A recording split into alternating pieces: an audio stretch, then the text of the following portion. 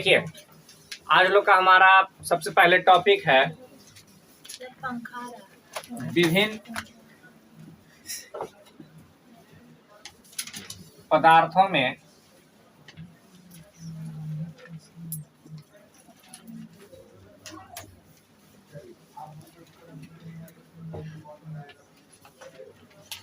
विभिन्न अम्ल के बारे में।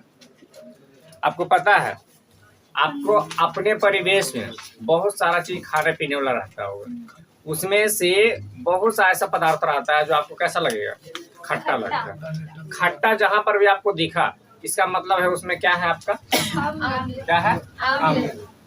जैसे कि देखिए इमली आप खाते हैं, खट्टा लगता है। टमाटर खाते हैं, खट्टा लगता है। दही खाते हैं, खट्टा लगता है। नींबू खाते हैं, खट्टा लगता है। हम क्या बोले, खट्टा लगता है। सीधा बात, खट्टा लगता है। दही और क्या है, चीनी, इससे मतलब नहीं हमको। सीधा हम बात कर रहे हैं, टॉपिक क्या है, खट्टा होना चाहिए।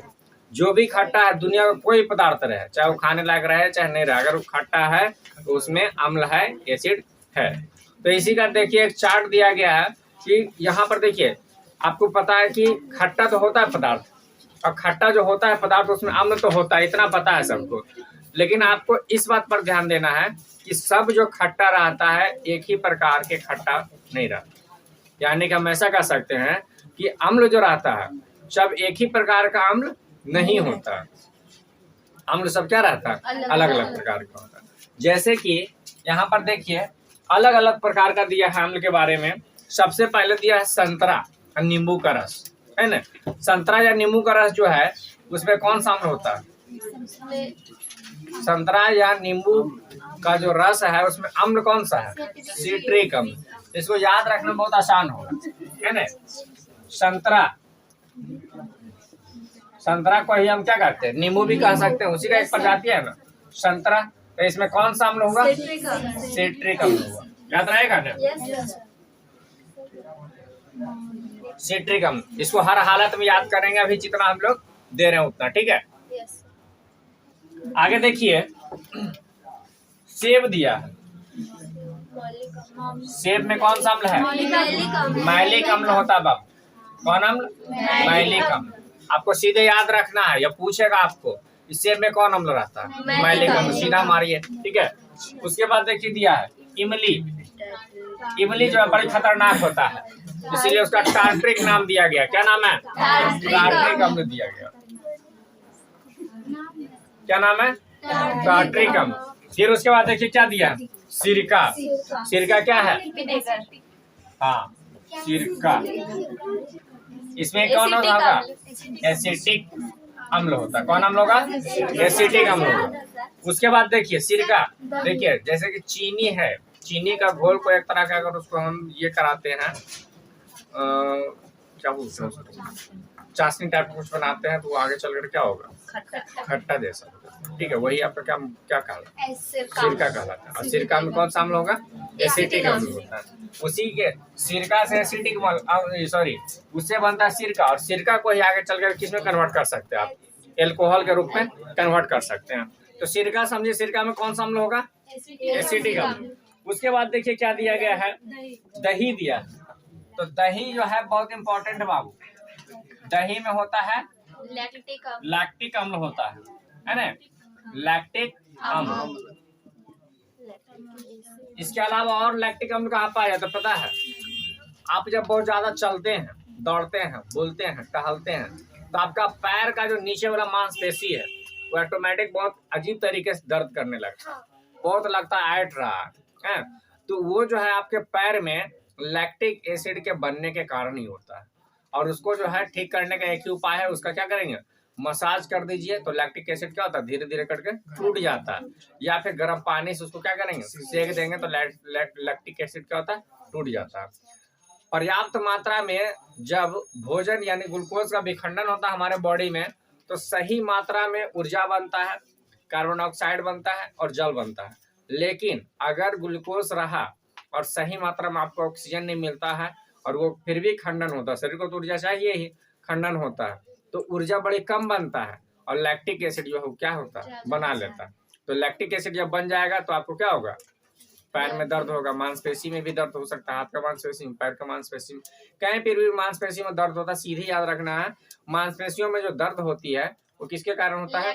लैक्टिक एसिड के कारण या लैक्टिक अम्ल के कारण, जो कि कहाँ पाया जाता है? दही में पाया जाता है। ठीक है। इसके अलावा देखिए बाबू दिया है आपका टमाटर में। टमाटर में क्या होता है? ऑक्सैलिक अम्ल। टमाटर में है आपका ऑक्सैलिक अम्ल दिया गया है ना। ये किसी भी प्रकार के एग्जाम के व्यू से बहुत ही इम्पोर्टेंट है, ये पूरा हम जो बता रहे हैं। ठीक है, आपको इसमें से कुछ भी पूछा जा सकता है। इसके अलावा देखिए क्या दिया गया है? अमाशय रस। अमाशय रस के बारे में बताएंगे कोई? अमाशय रस हाइड्रोक्लोरिक अम्ल। कौन अम्ल? आपको पता है कि आपके पेट में HCl रहता है, हाइड्रोक्लोरिक अम्ल रहता है। ठीक है ना। इसके बाद देखिए बाबू क्या दिया है? चाय दिया है। चाय जो पीते हैं हम लोग, उसमें भी एसिड रहता है। कौन एसिड? टैनिन। टैनिन में रहता है, टैनिक एसिड रहता है। कहने गया चाय में लिखना चाहिए। चाय जो हो गया टैनिक अम्ल रहता है या एसिड रहता है, सीधा हम लोग को याद रखना है। क्लियर है ना। फिर उसके बाद देखिए बाबू क्या दिया है? Vitamin C. विटामिन सी के कमी से कौन सा रोग होता है, बता सकते हो? विटामिन सी की कमी से। हाँ, विटामिन सी के कमी से कौन सा रोग होता है? विटामिन सी के कमी से दांतों के मसूड़ों में प्रॉब्लम होती है। दांत से मवाद निकलना, दांत से खून निकलना, दांत में दर्द रहना, ये जितना भी चीज हुआ प्रॉब्लम, मसूड़ा का सड़ना गलना, ये सब जितना भी चीज है सब किसके कारण? विटामिन सी के कारण। तो आपको क्या पूछा गया था? विटामिन सी में कौन सा अम्ल? विटामिन सी में आपका है एस्कॉर्बिक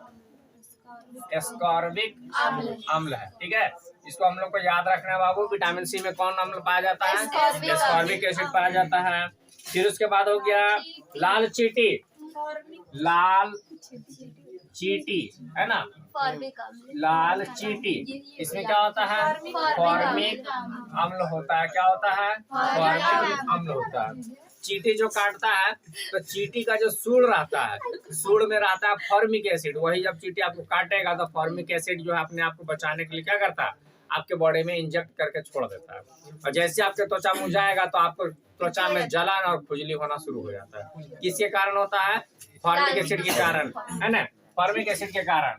तो आपको जो है ये सब जितना भी विटामिन है आपको एकदम अभी के बाद जिंदगी में कभी भी जरूरत पड़ सकता है, आपको याद रखना हमेशा। किसी भी एग्जाम में बैठिएगा, कोई भी एग्जाम रहे, 10वां बोर्ड रहे, 12 रहे या कोई कंपटीशन एग्जाम रहे, ये जो है सभी क्या है? इंपॉर्टेंट है, इसमें से कुछ भी पूछ सकता है। तो एक बार सब मिलकर रिवाइज करेंगे। लाल चींटी में विटामिन सी, संतरा, सेब, इमली, सिरका, दही, टमाटर, अमाशय, चाय। देखिए इसमें से जितना भी हम लोग का चर्चा किया गया उसमें से अधिकतर जो है सामान्य प्रभाव का है। सामान्य प्रभाव के होने के कारण ही हम उसका उपयोग खाने में कर लेते हैं। जैसे कि अगर चींटी भी देखते हैं तो उसका भी जो एसिड है कुछ खास खतरनाक नहीं है। अगर खतरनाक होता तो काटता तो हम लोग क्या होते हैं? मर जाते हैं। लेकिन हल्का प्रभाव देता है, कोई दिक्कत नहीं है। दही में भी होता है, कौन नाम? लैक्टिक। उसको भी खाते को प्रभाव पड़ता है, इसमें प्रभाव पड़ता है और आनंद लेता है लोग, है ना। चाट में फोक्सा में दही डाल के वो खट्टा लगेगा। इमली में भी जो है, हाँ उसमें भी इमली में भी जो है खट्टापन रहता है, लेकिन क्या वो हमारे बॉडी को हानि पहुंचाता है? नहीं पहुंचाता है। इसके अलावा देखिए विटामिन सी है, इसका भी नहीं होता कुछ खास। चाय जो है, चाय में तो पता भी नहीं चलता कि खट्टापन है क्या, कुछ में इतना कम रहता है उसे पता भी नहीं चलता कि उसमें खट्टापन होता है। लेकिन कुछ पदार्थ जो होता है बाबू, हाँ कुछ पदार्थ जो होता है बाबू वो आपका कैसा रहता है? बहुत ज्यादा हानिकारक अम्ल वाला। जैसे दिया है आपका कार्बोलिक अम्ल, है ना। यह जो है बहुत ही ज्यादा क्या होता है? खतरनाक होता है। सल्फ्यूरिक अम्ल, सल्फ्यूरिक अम्ल ये कहाँ रहता है? आप जितना भी गाड़ी देखते हैं, गाड़ी में एक बैटरी का इस्तेमाल किया जाता है उसका स्टार्टर के रूप में, है ना। गाड़ी को स्टार्ट करने के लिए क्या चाहिए? स्टार्टर यानी बैटरी चाहिए। तो बैटरी में जो होता है कौन सा एसिड रहता है भरा हुआ? सल्फ्यूरिक सल्फ्यूरिक एसिड रहता है। आपको सीधे पूछेगा मोटर गाड़ी में बैटरी जो रहता है उसमें कौन सा एसिड रहता है? सल्फ्यूरिक एसिड रहता है। सीधा इसको याद रखना है। और ओरिजिनल जो सल्फ्यूरिक एसिड रहेगा वो बहुत ही ज्यादा क्या होता है? खतरनाक होता है, जो कि आपके बॉडी पर गिर जाएगा तो उसको पूर्ण रूप से क्या करेगा? बर्बाद कर देगा। कपड़ा को गिरा देगा, कपड़ा तो एकदम अजीब कर देता है। अब त्वचा वचा पर गिरा, अगर बहुत सारे लोग जो उसको गलत इस्तेमाल भी कर लेता है, किसी में फेंक दिया, खुद पी लिया, ये जो बहुत खतरनाक होने के कारण इससे जान भी जा सकता है, इतना ये खतरनाक होता है। तो इन सब चीजों से बचना है। अब देखिए हम लोग फिलहाल चर्चा करेंगे कि हमारे शरीर में जो होता है बाबू, तो कौन सा अम्ल रहता है? हाइड्रोक्लोरिक अम्ल, जिसको क्या लिखते हैं? HCl लिखते हैं। और वो जो एसिड रहता है हमारे भोजन के साथ जो बैक्टीरिया चल गया है उसको क्या करने का काम करता है? नष्ट करने का काम करता है, ठीक है ना। लेकिन कभी कभी हमारे पेट में उसका जो मात्रा होता है सामान्य से ज्यादा हो जाता है। क्या करता है? सामान्य से ज्यादा हो जाता है। इसका ज्यादा होने का रीजन क्या है? ज्यादा होता है फास्ट फूड खाने से, फास्ट फूड से, मसालेदार भोजन से, मसालेदार भोजन करने से, है ना। कभी कभी जो है अगर आप ज्यादा फास्टिंग करते हैं, ठीक है, जब आप ज्यादा फास्टिंग करते हैं तो वो भी जो है, जो नॉर्मल होना चाहिए HCl का लेवल, वो भी जो आपके लिए क्या हो जाएगा? हानिकारक हो जाता है। क्योंकि है तो कम प्रभाव है, लेकिन है तो एक प्रकार का एसिड ही। और आप उसका काम किसको पचाना है? भोजन को पचाना, या भोजन को साफ करना, या कह सकते जितना भी बैक्टीरिया है उसको नष्ट करना। लेकिन उसको भोजन मिला नहीं तो अटैक किस पर कर देगा? आपके पेट के जो अमाशय है, अमाशय के इंटरनल जो भाग है उसी पर क्या करता है? अटैक कर देता है। तो उससे हो जाता है आपके शरीर में क्या? अमाशय, अमाशय अल्सर, अल्सर, पेप्टिक अल्सर, उसी को हम लोग बोलते हैं पेप्टिक अल्सर। क्या बोलते हैं? पेप्टिक अल्सर बोलते हैं, ठीक है ना। इसमें होता क्या है बाबू? इसमें आपके पेट के अंदर छाला पड़ जाता है, जैसे मुंह में पड़ता है छाला, और इसी पेट में। और ये जो बहुत ही खतरनाक होता है। अगर इस चीज का सावधानी से अगर ध्यान नहीं दिया जाए तो आगे चल करके ये पेट का टीबी का रूप भी ले सकता है। क्योंकि पेट में जो है क्या हो जाएगा? जख्म हो जाता है, जो कि बहुत ही खतरनाक कंडीशन, इससे आदमी का जान भी जा सकता है। तो ज्यादा इसीलिए हम लोग को फास्टिंग वगैरह नहीं करना चाहिए। भगवान को खुश करने के चक्कर में खुद जो है चल जाता है इंसान, है ना। हाँ, अब देखिए हम फास्ट फूड से कैसे होता है? क्योंकि ज्यादा मसालेदार होता है, मसालेदार ज्यादा भोजन खाएंगे तब तो उससे होना ही है। अगर कभी कभी आप रात में लेट सोते हैं तब भी आपके बॉडी में देखेंगे भोजन का पाचन नहीं हो पाता। क्या आप जो है लेट नाइट जगे हुए रह जाते हैं, कुछ भी करते रहेंगे, मोबाइल देखते रहेंगे, टीवी चलाते रहेंगे, सो नहीं पाए कुछ काम के कारण, तो आपके बॉडी में जो पाचन सुबह जो है आपका लगेगा कि आपका भोजन डाइजेस्ट नहीं हुआ। क्यों नहीं हुआ? तो यही जो है आपका HCl का लेवल था वो जो है क्या हो गया? कम बेसी हो गया। इसके कारण आपके भोजन का पाचन नहीं हो पाया। तो इसको जो खत्म किया जाता है, तो खत्म करने के लिए कोई ना कोई प्रकार के आपको क्या चाहिए? चाहिए आपको क्षार। ये है क्या? अम्ल। इसको चाहिए क्या? क्षार। क्या कि आपको पता है कि अम्ल और क्षार मिल करके लवण बनाता है और जल बनाता है ना। इस प्रक्रिया को हम क्या कहते हैं? उदासीनीकरण कहते हैं, है ना। क्या कहते हैं? उदासीनीकरण कहते हैं। क्लियर है ना। जैसे कि हम यहाँ पर ले सकते हैं HCl लिख लिए, कैल्शियम हाइड्रोक्साइड CaOH का सॉल्ट, है ना, इसके साथ ले लिए।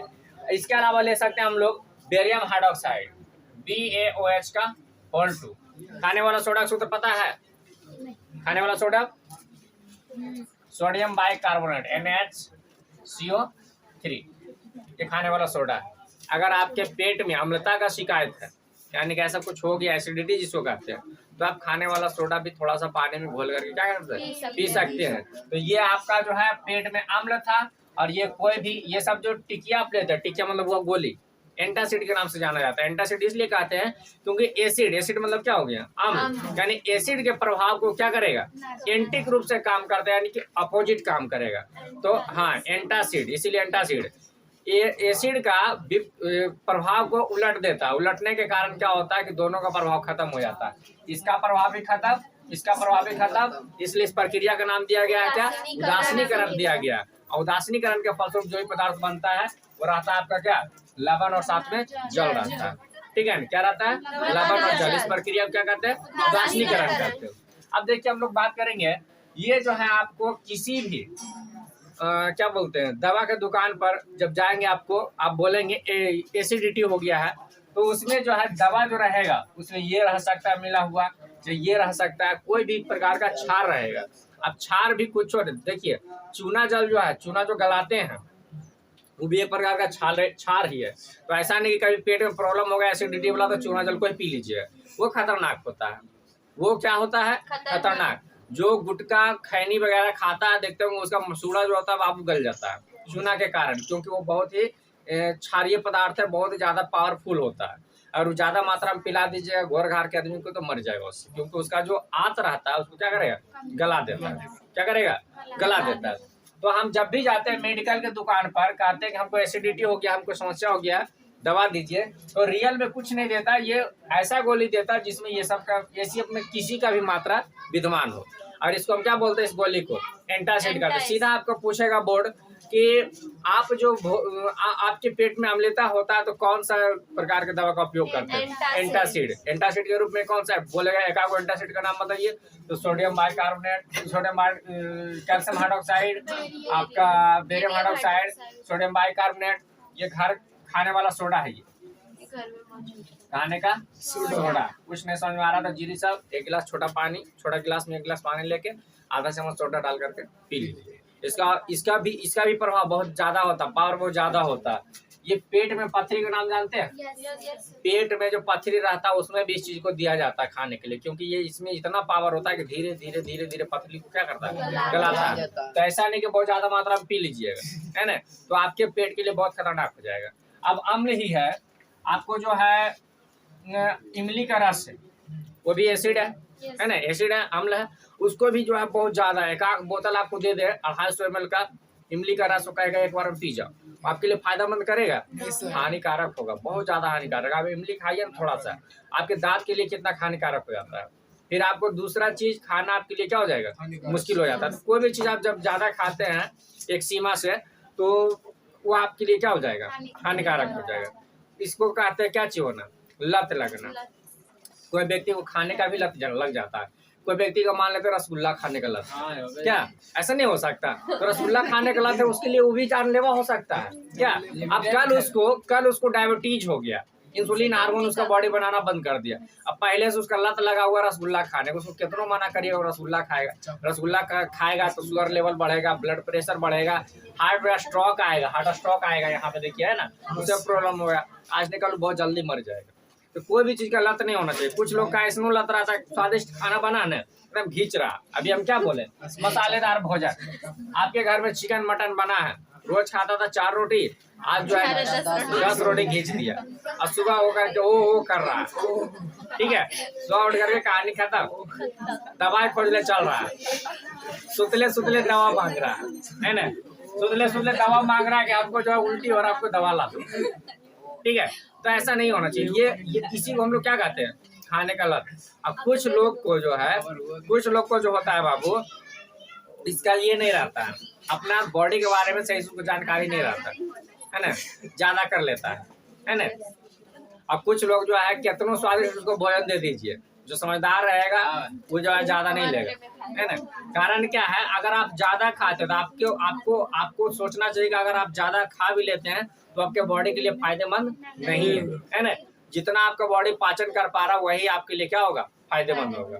अब जितना मन जितना खा लिए और जो है पचा सकता ही नहीं बॉडी, तो आपके बॉडी में जितना भी मिनरल रहेगा, पानी वगैरह का मात्रा रहता है, क्या होता है और कम जाएगा। जैसे कि उल्टी होने से आदमी कमजोर होता है कि नहीं, कमजोर होता है ना।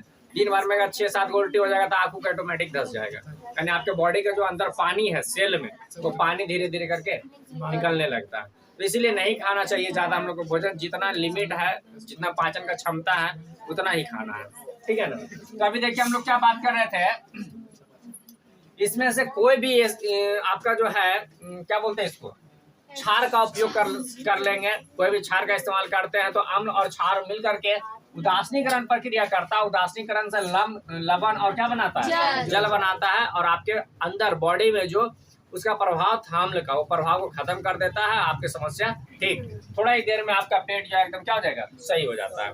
तो हम लोग को याद रखना है कि जब भी हमारे पेट में अम्लता का शिकायत होगा, उसको बोलते हैं क्या, एसिडिटी, तो हम लोग क्या लेंगे उसमें, छार लेंगे, है ना। कौन छार, दवा के रूप में, ऐसा नहीं कि चूना उन्ना घोल के पी लीजिएगा। साबुन में भी छार रहा था तो उसको पी मत लीजिएगा, है ना। साबुन छार कड़वा लगता है कि नहीं लगता, है ना, तो इसीलिए इसका इस्तेमाल करते हैं। चलिए, घर में कुछ नहीं समझ में आएगा तो घर में सबसे बेहतर क्या है, खाने वाला सोडा, इसका इस्तेमाल कर सकते हैं। खाने वाला सोडा का सूत्र क्या हो गया, NaHCO3, NaHCO3, और इसका जो रासायनिक नाम है क्या है, सोडियम बाइकार्बोनेट। क्या है, सोडियम बाइकार्बोनेट, याद रहेगा। किसी भी यौगिक का नाम कैसे पता चलता है? इसको इस तरह से नाम रखते हैं, ये जैसे क्या है, सोडियम है, ये क्या है, हाइड्रोजन है, ये क्या है, कार्बन, O2 रहता है और डाइऑक्साइड रहता है, 3 है कार्बन, क्या है, सोडियम बाइकार्बोनेट, नेट यहाँ पे ऊपर लाएगा, ठीक है ना। इसको हम लोग को याद रखना है। देखिए, शुक्र ग्रह जो है, शुक्र ग्रह जो होता है बाबू, वो पता है कैसा आपको दिखाई देगा, पीला रंग का दिखाई देता है। शुक्र ग्रह का नाम सुने कभी, हाँ, शुक्र ग्रह जो होता है वो कैसा है, पीला रंग का, और उस पर जो है हम लोग अपना जीवन नहीं बिता सकते, कोई भी जीव उस पर नहीं जीवन व्यतीत कर सकता, यानी कोई जीव उस पर जिंदा नहीं रह सकता, क्योंकि उस पर अपार मात्रा में क्या है, सल्फ्यूरिक एसिड है, सल्फ्यूरिक अम्ल है बहुत ज्यादा मात्रा में। तो वहाँ पर जैसी कोई जीव जाएगा तुरंत जो है क्या होगा, नष्ट हो जाएगा, एसिड के कारण बहुत जल्दी खत्म, ठीक है ना। तो आपको याद रहेगा, तो इसको नहा देंगे, नहीं होगा तो वजह पर ले जाकर टोटियां चालू कर देंगे।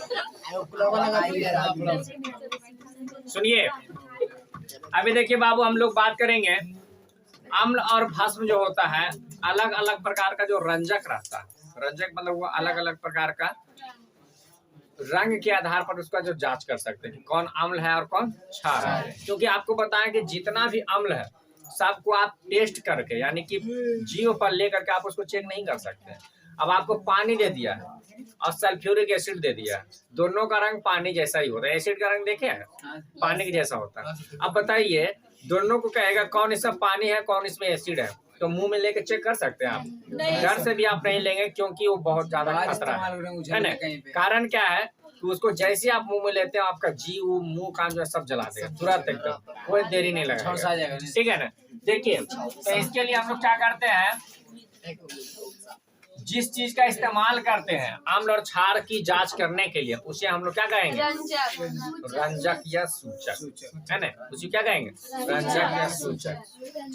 इसमें से एक जो है सबसे इम्पोर्टेंट आता है लिटमस पत्र या पेपर, जो कहिए लिटमस पत्र, है ना। क्या होता है, लिटमस पत्र, है ना।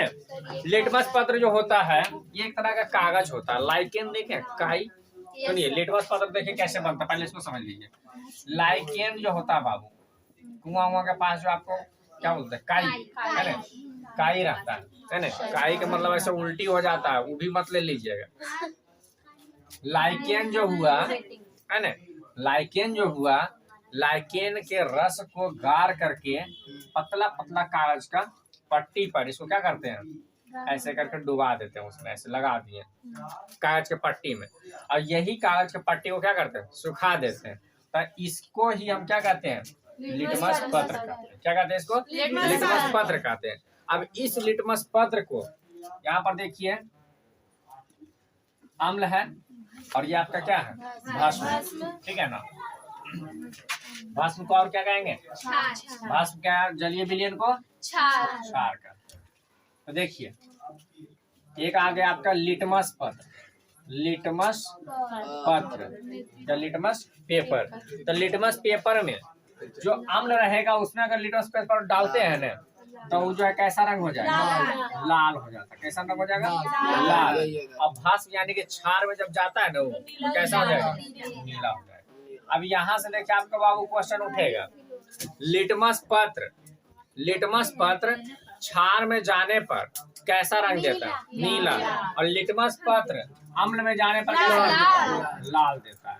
आपको डायरेक्ट क्वेश्चन पूछेगा कि कोई जो है द्रव है, उसमें अगर हम लिटमस पत्र को डालें और लिटमस पत्र का रंग जो है नीला हो गया, इसका मतलब वो द्रव क्या था, क्षार था, अगर वही चीज जो है कैसा हो गया, लाल हो गया, इसका मतलब क्या था, आमला। याद रहेगा। इसके अलावा देखिए बाबू, मेथिल ऑरेंज, ये भी एक प्रकार का क्या है, मेथिल ऑरेंज। देखिए तो ये भी जो है क्या करता है, ये अगर अम्ल में जाएगा तो कैसा रंग देगा, लाल रंग देता है, और इसमें जाता तो पीला रंग देता है। ठीक है ना। इसके अलावा और क्या दिया है, फिनोल्फ्थैलीन, फिनोल्फ्थैलीन है ना। जैसे इसमें हम लोग डालते हैं, ठीक है, तो ये जो है कैसा हो जाएगा, रंगहीन हो जाता है। और साथ में, हाँ, रंगहीन मतलब जिसका कोई रंग नहीं, पानी के जैसा उदासीन हो जाएगा। और उसके बाद ये कैसा हो जाएगा, गुलाबी हो जाता है। कैसा हो जाएगा, गुलाबी हो जाता है। फिर उसके बाद आपका दिया है हल्दी। हल्दी तो आप घर में देखे होंगे, है ना। तो हल्दी में ये जैसी जाता है अम्ल में कैसा होता है, पीला रहता है, पीले ही रहेगा। लेकिन क्षार में जैसी जाएगा, लाल भूरा या लाल कत्था कह सकते हैं, है ना। हाँ, सरफ और पानी में डाल करके जैसे उसको घोलेंगे, देखेंगे कत्था जैसा हो जाएगा। ठीक है ना।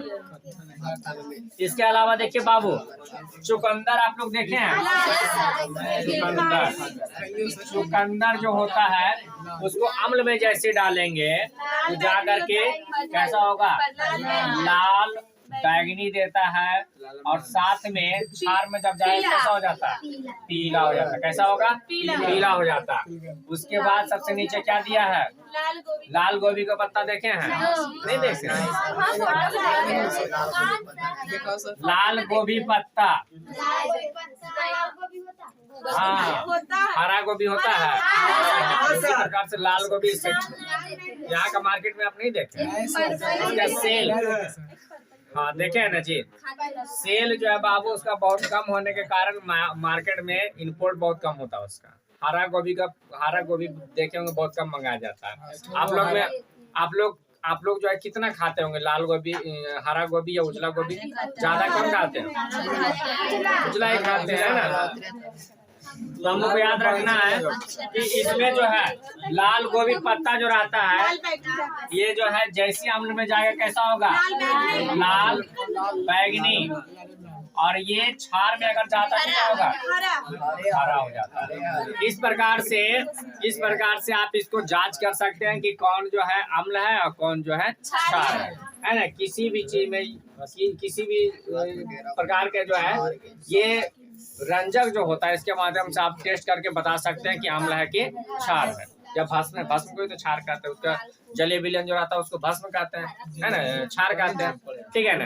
इस प्रकार से आप इसको टेस्ट कर सकते हैं। एक चीज हम बताना आप लोग को भूल गए हैं, आप लोग ब्रश सुबह करते होंगे, है ना, दांत साफ करते हैं क्या चीज से, ब्रश से, और नहीं तो फिर क्या चीज से, दंतमंजन से। तो सबसे बेहतर दंतमंजन कौन होना चाहिए, नीम का दंतमंजन। क्यों होना चाहिए, क्योंकि उसमें भस्म की मात्रा होती है, क्षार की मात्रा। नीम जो होता है आपका बाबू, वो जो है कड़वा होता है, अर्थात ऐसा कह सकते हो उसमें क्षार की मात्रा होती है। और क्षार जो रहता है आपके मुंह में जितना भी अम्ल का मात्रा है ना, जितना भी आपका मुंह में अम्ल का मात्रा है उसको न्यूट्रल कर देता है, और न्यूट्रल करके आपके मुंह को पूरा फ्रेश कर देता है। इसीलिए आपको कभी भी अगर दंतमंजन का जरूरत पड़े तो ज्यादा से ज्यादा कोशिश क्या करेंगे, नीम का दंतमंजन इस्तेमाल करें। इसके अलावा देखिए आप जो है कोलगेट का इस्तेमाल करते हैं, तो कोलगेट में भी बाबू पता है मिलाया जाता है हल्का सा मात्रा में क्या, है ना, जो कि आपके मुंह में जो भी रात में आप भोजन किए हैं वो बैक्टीरिया जो उसका रहता है नष्ट हो जाता है, बैक्टीरिया भी उसमें उत्पन्न हो जाता है। अगर आप उसको किसी प्रकार से अगर साफ नहीं कर पाते हैं तो जा करके आपके मुंह में क्या होता है, आपका जाकर के ये बनाएगा, अम्ल बनाता है। और वो अम्ल जो है कीटाणु के कारण यानी बैक्टीरिया के कारण होता है उत्पन्न। और उसको अगर पेस्ट से मुंह में डाल करके साफ करते हैं तब जाकर के वो नष्ट होगा। और साथ ही साथ क्या करेंगे, हमारा मुख जो है पूरा साफ हो जाता है। और आपके मुंह से बदबू, बैक्टीरिया वगैरह जो नहीं रहता उसके कारण बदबू आना बंद हो जाएगा। जो व्यक्ति ठीक से दांत साफ नहीं करेगा उसके मुंह से क्या होगा, बदबू भी आता है। ये सब चीज से बचाने के लिए अपने आप को क्या करेंगे, अच्छा पेस्ट का इस्तेमाल करिए, या दतमन यूज करना है तो किसका यूज करेंगे? नीम का दतमन ही आपके लिए ज्यादा सेहतमंद है। आपका मसूड़ा को भी स्वस्थ रखेगा, दांत को भी स्वस्थ रखेगा।